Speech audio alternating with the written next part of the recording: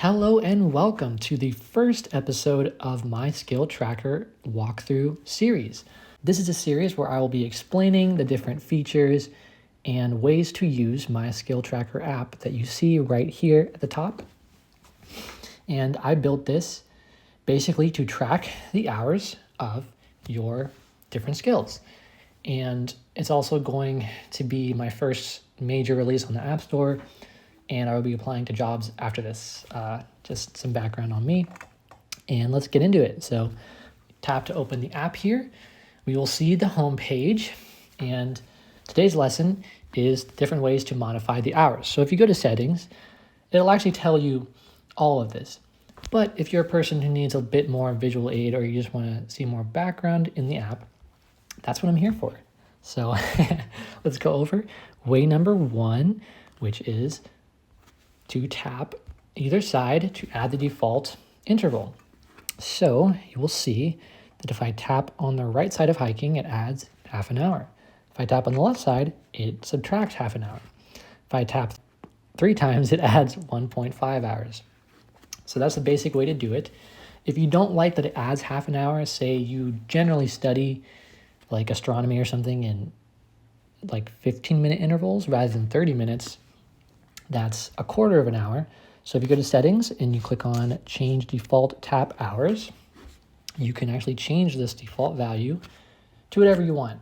So it has to be less than a day, obviously. So less than 24 hours, but yeah, you can change the default. And now you will see if I tap, it will add 0.25 hours. So that's way number one. Way number two is tap and hold for a specific duration.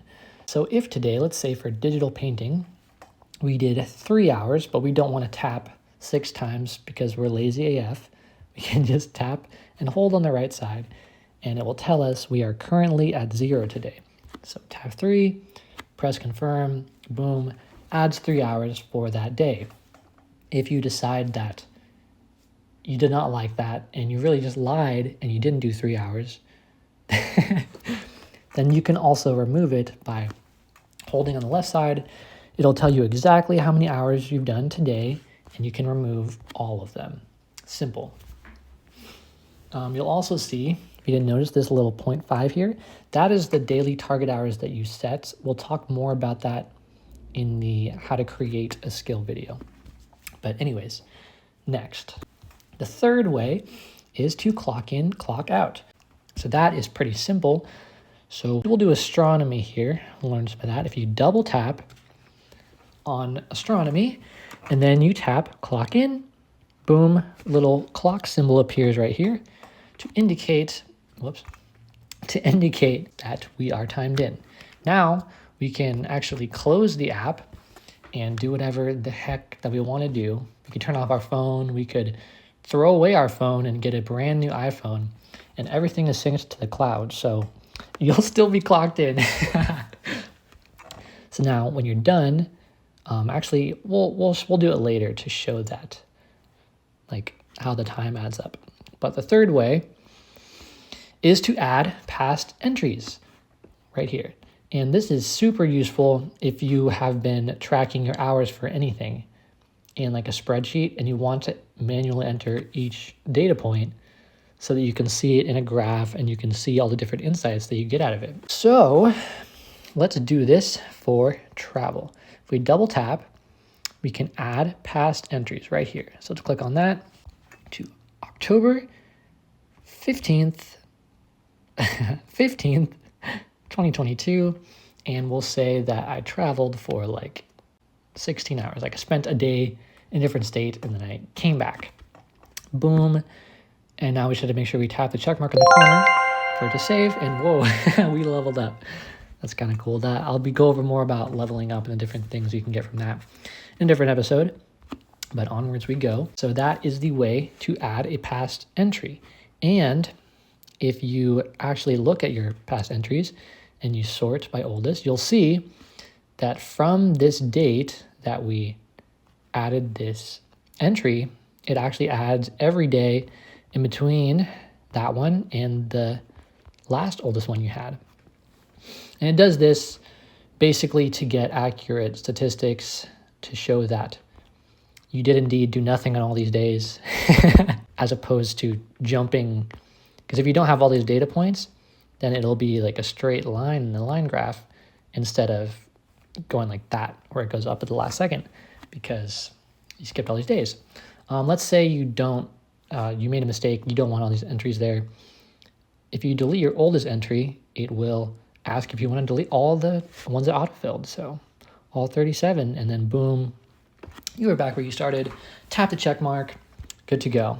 And I showed you a little bit about it, but that screen was the edit past entries. So if you just want to change something that you've done, or you want to see like a list of all your past entries, you just double tap on the skill, tap edit past entries, and then you can sort by oldest or newest. You can search for like a specific day, which apparently I didn't have a day in there. Yeah, I don't think. Yeah. So pretty cool. And then if you tap the left side, you edit the hours for that day. If you tap the right side, you can add a reason. So you'll see that I didn't do any hours on 24th of November. And I could say, well, this is travel, so it's not a good reason to do this. But you say you did want to travel, but you didn't because you felt unmotivated. You didn't want to go to the airport, even though you already had your plane ticket booked because you're a sociopath. So we can just click that, and then it adds a reason for the past, which is really great for insights that you'll gain later. The last way that we can modify our hours is to edit our base hours.